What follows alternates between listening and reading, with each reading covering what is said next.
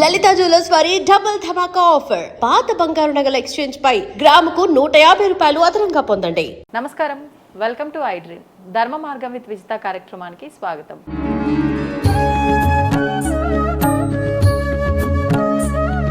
నమస్కారం అండి. శుభమస్తు. ఆనంద సిద్ధిరస్తు. ముఖ్యంగా మానవులు అన్నాక కోరికలు సహజం, కానీ ఈ కోరికలు కోరుకునేది కూడా ఇది తగిన కోరిక కాదా అని చూసి దైవాన్ని కోరుకోవాలా అనేది ప్రశ్న. ప్రస్తుతం చాలా మందిలో ఈ సందేహం ఉంది, దాని గురించి వివరించండి. ఒకటేంటంటే చాలా మందికి వెళ్ళిన తర్వాత నాకు ఈ వస్తువు కావాలి, తర్వాత నాకు ఈ యొక్క చదువు కావాలి, నాకు ఇది కావాలని ఒక ప్రత్యేకమైన అడుగుతారు.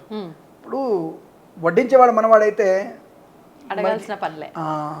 ఈ విషయాన్ని ఎక్కడ మిస్ అవుతున్నారు మీరు? వడ్డించేవాడు మనవాడైతే విస్తరణలో కూర్చొని నిపరాధాలు వస్తాయి మనకి అన్న విషయం తెలిసిన మీరు మరి దేవుడి దగ్గరికి వెళ్ళి నేను ఐఐటి పాస్ అవ్వాలి, IIIT రావాలి, నాకు CSE రావాలి, నాకు మంచి పెళ్ళాన్ని రావాలి. అఫ్కోర్స్ ఈయన భర్త గారికి మంచి భార్య వచ్చింది, అందరికీ రావద్దు, అందరికి వచ్చే అవకాశం ఉండదు కదా. ఆ విషయం ఆలోచించుకోవాలి మనం. కాబట్టి మనకి ఏది దక్కాలో దక్కుతుంది. ఆయన భర్తకి ఇటువంటి మంచి భార్య దక్కిందని చెప్పి అందరు దక్కుతుందా?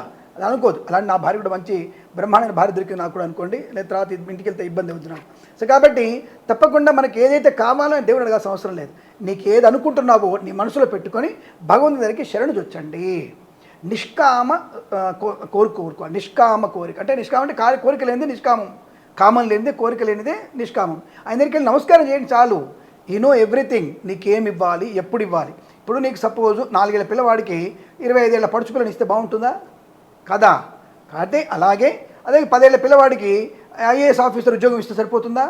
కాబట్టి ఎలాంటి వాతావరణంలో ఎవరికి ఏది ఇవ్వాలో, ఏ సమయంలో ఇవ్వాలో ఆయన కంటే గొప్పగా తెలిసింది మనకు కాదు. కాబట్టి అక్కడ వెళ్ళిన తర్వాత మనకి ఏం కోరుకోవాలి భగవంతుడు అంటే నిష్కామైనటువంటి స్థితిని. స్వామి నాకు మంచి బుద్ధిని ప్రసాదించు, ఒక మంచి బుద్ధిని, 10 మందికి మేలు చేయగలిగేటువంటి బుద్ధిని ప్రసాదించు అని చెప్పాలి. ధనం ఇవ్వు. ఎటువంటి ధనం? జ్ఞానం అనే ధనం ఇవ్వు. జ్ఞానం అనే ధనం నాకు ఇవ్వు. జ్ఞానం ఉంటే డబ్బు అదే ఒకటి ఆటోమేటిక్ వస్తుంది మనకి. ఆ జ్ఞానధనం వల్ల 10 మందికి పంచగలిగే తత్వం ఉంటుంది. కాబట్టి అలాంటి జ్ఞానాన్ని ప్రసాదించమని కోరుకు ప్రయత్నం చేయాలి. అలాగే ముఖ్యమైనది ఒకటి ఏంటంటే ఈ శరీరంతో చెడు పనులు చేయకుండా మంచిని చేసేటువంటి శక్తిని నాకు ఇవ్వని కోరుకోవాలి. ఇంకా ముఖ్యమైనది ఎట్టి పరిస్థితులు కూడా బాగా గుర్తుపెట్టుకోండి, నిరంతరం నీ పాద సేవన కలిగించని కోరుకోవాలి మనం. నిరంతరం నీ పాద సేవన కావాలని కోరుకోవాలి. నాలంటాడు కొద్దిగా నేను చతురునిగా అనుకోండి, ఒక మంచి తల్లినివ్వు, మంచి భార్యనివ్వు, మంచి కూతురునివ్వు, మంచి చెల్లనివ్వు అని కోరుకుంటాను. ఎందుకంటే ఈ నలుగురు ఉండగలిగితే జీవితంలో నీ జీవితం అద్భుతం. ఒక మంచి తల్లి, చెల్లి, కూతురు అండ్ సోదరి ఉంటే నీ జీవితం అద్భుతమే. అటువంటి మంచి జీవితాన్ని నేను పొందుకోగలిగాను, అద్భుతమైన జీవితాన్ని పొందుకోగలిగాను. కాబట్టి ఇది నేను ప్రత్యేకంగా చెప్తున్నాను. ఎందుకంటే అటువంటి ఒక మంచి తత్వము, మంచి వ్యక్తిత్వం అనేటువంటి వ్యక్తుల మధ్య ఉంటే నువ్వు మంచివాడి అవుతావుగా. అవును, సింపుల్. ఎందుకు మనం ఎపిసోడ్లో చెప్పుకున్నాం, స్త్రీశక్తి అనేది చెప్పుకున్నాం కదా. స్త్రీశక్తి మధ్యన ఉన్నట్టయితే అనుకుంటుంది. అలా స్త్రీశక్తి అంటే ఇంకోళ్ళంటి అందరి చుట్టుముట్టు ఉండకండి, ఏదో చిరంజీవి నాగార్జున సినిమాలో కనుక ఏదో అందరి అమ్మాయిల మధ్యలో ఉన్నట్టు ఉండకండి, అలాంటిది కాదండి. ఈ రకమైనటువంటి మంచి వ్యక్తిత్వంలో ఉన్నటువంటి వ్యక్తుల మధ్య ఉంటే నీ జీవితం అద్భుతంగా ఉంటుంది. కాబట్టి నిరంతరం భగవన్నామస్మరణకి, భగవత్ సేవకు ఉపయోగపడేటువంటి శరీరాన్ని అని చెప్పి దానం చేసేటువంటి బుద్ధిని ప్రసాదించమని, జ్ఞానం కావాలని చెప్పేసి కోరుకోవడం వల్ల మంచి అనుకూలత ఉంటుంది. అది తప్ప దేవుడి దగ్గరికి వెళ్ళి నాకు అమెరికా వెళ్ళి వీసా ఇవ్వు, బాలాజీ టెంపుల్ చుట్టూ తిరుగుతూ ఉంటా, నాకు అది ఇవ్వు, నేను ఇంకో దగ్గరికి వెళ్తా, కుక్కి సుబ్రహ్మణ్యం వెళ్తా, నాకు పెళ్లి చేయి, మంచి పెళ్ళాన్ని ఇవ్వు, నా కుడి దోషం పోగొట్టు. నీకు దోషం ఎందుకు ఇచ్చాడో ఆయనకు తెలుసు. ఆ దోషం నువ్వు ఎలా పోగొట్టుకోవాలనేది నీ పరీక్ష. అది నీ పరీక్షను అనుభవించాలిగా. నువ్వు 10th క్లాస్లో ఫస్ట్ క్లాస్లో పాస్ అవుతాను దేవుడు తెలుసు. నువ్వు పరీక్ష రాసైతే కదా, నువ్వు పరీక్ష రాస్తే కదా. నువ్వు పరీక్ష రాయకముందే దేవుడు చెప్పాడు, నాకు కిరణ్ శర్మ చెప్పాడు, నేను పాస్ అయిపోతున్నాడు, దుప్పటిగా పడుకున్నట్టే ఉంటుంది జీవితం, ముందుకు సాగదు. ముందుకు సాగడానికి జీవితం ఇచ్చాడు, శరీరం ఇచ్చింది ఎందుకైనా, మానవ జీవితాన్ని ఇచ్చింది ఎందుకంటే నీకు అనేక పరీక్షలు ఉన్నాయరా, ఈ పరీక్షలో నెగ్గితే నీకు మోక్ష ప్రాప్తి ఉంటుంది అని చెప్పడం కోసం. ఇప్పుడు కోరికలు లేని స్థితిలో ఉండి పూజ చేయాలన్నారు. మరి కోరికలే వద్దు అనుకునే పని అయితే ఈ కోరికకి ఈ పూజ చేస్తే ఈ కోరిక నెరవేరుతుంది అనే విధానాలు ఎందుకు వచ్చాయండి? మంచి ప్రశ్న అడిగారు, మంచి స్పష్టమైన ప్రశ్న. భగవంతుని యొక్క సేవ కొరకు ఇవన్నీ కూడా. నువ్వు సత్యనారాయణ సమర్థ ఎందుకు చేసుకోవాలంటే ఇప్పుడు ఏమైంది, ఇప్పుడు బాగా చదువుకోమని చెప్తాడు పాఠశాలకి. ఇప్పుడు ఎగ్జాంపుల్ చెప్తాను మీకు, అమ్మాయి అడిగిన ప్రశ్నకు సమాధానం. ఇప్పుడు మనకి ప్రభుత్వ పాఠశాల ఉపాధ్యాయులు ఉన్నారు కదా, అందరు ఇంటింటికి వెళ్తున్నారు. అందరి ఇంటికి వెళ్ళి నీకు మధ్యాహ్నం భోజనం పెడతాను, స్కూల్స్ ఫ్రీగా ఇస్తాను, పుస్తకాలు ఫ్రీగా ఇస్తాను, నీకు అవన్నీ ఇస్తాను. ఎందుకు పిలుస్తున్నారు వాళ్ళని? జ్ఞానవంతులుగా చేయడానికి. పూజ అనే విధానంతో ఈ కాముక కర్మలు చేసుకున్నావు కదా, నువ్వు కొన్ని క్రియేట్ చేసుకున్న కర్మలు ఉన్నాయి కదా, అవి పోగొట్టుకోవద్దు.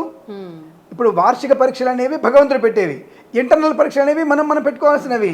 ఆ ఇంటర్నల్ పరీక్షల్లో పాస్ అవ్వడానికి పూజలు, పునస్కారాలు, వ్రతాలు, హోమాలు, యజ్ఞాలు ఇవి చేసుకునేటువంటి ప్రయత్నం చేస్తూ పై మెట్టుకు వెళ్ళడానికి ఉపయోగపడేటువంటి సాధనం ఇది. ఇది విషయాన్ని గుర్తుపెట్టుకోవాలి. ఎలాగైతే ప్రభుత్వ ఉపాధ్యాయుడు వెళ్ళి ఇంటింటి వెళ్ళి బాబు రండ్రా మంచి జ్ఞానం ఇస్తాను, మన పాఠశాలలో మంచి విద్వత్ ఉంది, మంచి భోజన సౌకర్యం ఉంది, మీకు మంచి జ్ఞానం ఉందిరా అని ఎలాగే తెచ్చుకొని వాళ్ళని అభివృద్ధి చేస్తున్నాడో, భగవంతుని చేర్చుకోవడానికి మన ఈ శరీరంతో చేసినటువంటి తప్పుల్ని, మన జన్మజాతకమైనటువంటి ఇబ్బందుల్ని అధిగమించి ఒక ప్లాట్ఫామ్ ఏర్పాటు చేసుకోవడానికి భగవంతుడు స్థలం ఇచ్చాడు నీకు. చదును చేసుకోవాలి, దాంట్లో ముళ్ళ కంపలు ఇచ్చాడు, పారిజాత వృక్షాలు ఇచ్చాడు, తులసివనం ఇచ్చాడు. అక్కడ ఏ మొక్కలు ఉంచాలో ఉంచొద్దు అనేది తెలుసుకునే ప్రక్రియ నీది. ఆ ప్రక్రియ భాగంలో ఏవి చెడ్డవి ఏవి మంచివి అనేది విద్యుత్ ధర్మాన్ని వినియోగించుకోవాలంటే ఒక పూజ, ఒక వ్రతము, ఒక జపము, ఒక తపస్సు చేసుకొని నీ నిష్కామ కర్మని పూర్తి చేసుకొని మంచి వనాన్ని, నందనవనం ఏర్పాటు చేసుకొని భగవంతునితో కోసం నువ్వు సిద్ధంగా ఉండడం కోసం ఈ పూజలు పునస్కారాలు. కాబట్టి ఇంటర్నల్ ఎగ్జామ్స్ ఇవన్నీ కూడా పూజలు ఇంటర్నల్ ఎగ్జామ్స్. అంటే ఎక్స్టర్నల్ ఎగ్జామ్స్ అనేవి భగవంతుడు పెట్టి పరీక్షలు. వాటిలో పాస్ అయిపోయిన తర్వాత అంతర్ముఖంగా ఉద్యోగం, మంచి భార్య, మంచి పిల్లలు, మంచి సంతానం, అదే మోక్షం. భగవంతుడు ఇచ్చే మోక్షం ఏమిటి? సాక్షాత్కారంతో ఆయన యొక్క వైకుంఠంలోకి వెళ్ళడం, సాక్షాత్తుగా ఆయన విష్ణులోకానికి, శివలోకానికి వెళ్ళడం, సాక్షాత్తుగా అమ్మవారిలో లీనమైపోవడం, అది గౌరీలోకానికి వెళ్ళడం అనేది అంత్యంగా మనకు కావాల్సినటువంటి ఇష్టి, అంటే కోరిక. ఆ కోరిక కోరుకోవడానికి ఇప్పుడు నేను కోరిక కోరుకండి, ఆయన అన్ని ఏది కావాలో అది ఇస్తాడు. అర్ధాయుష్కులుగా చనిపోయిన వాళ్ళు నేను కోరికలు కోరుకున్నారా? 4 ఏళ్ల పిల్లవాడు చనిపోయాడు. ఎందుకు చనిపోయాడు? వాడికి 4 ఏళ్ల పిల్లవాడు గుండె ఎందుకు నొప్పి వచ్చింది? గుండె ఎందుకు ఆపరేషన్ వస్తుంది? కడుపులో పిల్లలు ఎందుకు ఇబ్బంది పడుతున్నారు? ఆడపిల్లలు ఎందుకు బహిష్టు సరిగ్గా రావట్లేరు? ఎందుకు ఇప్పుడు ఒక నాకు తెలిసి ఒక 20 years బ్యాక్, నాకు తెలిసిన వరకు బిఫోర్ 20 years పీసీఓడి ఎవరిని తెలియదు. Now days every girl have a PCOD. What the reason? సరి అయినటువంటి ఆహార సమతుల్యత మీరు లేకపోవడం వల్ల ప్రాబ్లమ్స్ క్రియేట్ చేసుకుంటున్నారు. That is the problem. మగవాడి హార్మోన్స్ ఇన్బ్యాలెన్స్. ఎందుకు స్పెమ్ కౌంట్ తక్కువ ఉంటుంది మీకు? దేనికి? సరైన సమతుల్యం లేకపోవడం, నిద్రలేమితనం, ఇవన్నీ మనం తెచ్చుకుంటున్నటువంటి రోగాలన్నీ కూడా మనం క్రియేట్ చేసుకోవి. దానికి ఏం చేస్తాం మనం? మందు వేసుకో, మాకేసుకో, లేదా నాలంటి వచ్చి జాతకంలో రాహు బాలేడు బాబు అని నిద్రలేమితనం వస్తుంది, రాహు జపం చేసుకో అంటాం మేము. డాక్టర్ దగ్గరికి వెళ్తే ఒక స్లీపింగ్ టాబ్లెట్ ఇస్తే పడుకోమంటాడు. అరే మనకి ఉండేటువంటి మనం క్రియేట్ చేసినటువంటి పాపకర్మ నివృత్తి కొరకు పూజ, పునస్కారము, దానము, ధర్మం అన్నీ ఉంటాయి. కాబట్టి తర్వాత తప్పకుండా మనకి మంచి ప్రయోజనాన్ని పొందుకునే అవకాశం. దైవాన్ని దేవుణ్ణి ఎప్పుడైనా సరే మనం నిష్కామతత్వమైనటువంటి తత్వంతో ఉండాలి తప్ప కోరికలతో ఆయన దగ్గరికి వెళ్ళకూడదు. నమస్కారం మాత్రమే చేసుకోవాలి. మనసులో ఎప్పుడు ఆయన విగ్రహాన్ని నీ మనసులో నింపుకోవడమే ముఖ్యమైనది తప్ప నీ మనసు ఆయన లేకుండా చేసుకోవద్దు అంటాను. ఏదో నీ బొమ్మలు పెట్టుకొని హార్ట్లో ఇంకొక అమ్మాయి ఫోటో, అబ్బాయి ఫోటో పెట్టుకుందాం, నీ డీపీలో పెట్టుకుందాం. ఎందుకు దానికి పనికి వస్తుంది? పొద్దున్న లేవగానే నమో వెంకటేశాయ, నమో నారాయణాయ, నమ శివాయ అని ఎందుకు అనుకోవట్లే మనం? అనుకో. పొద్దున్న లేవగానే పోతే రైట్, నా లవర్ ఫోటో చూశాను, నా బాయ్ ఫ్రెండ్ ఫోటో చూశాను. ఎక్కడున్నాం మనం? ఇటువంటి తత్వం వల్లనే మనకి రోజు రోజుకి మనం పతనమయ్యేటువంటి ప్రక్రియ.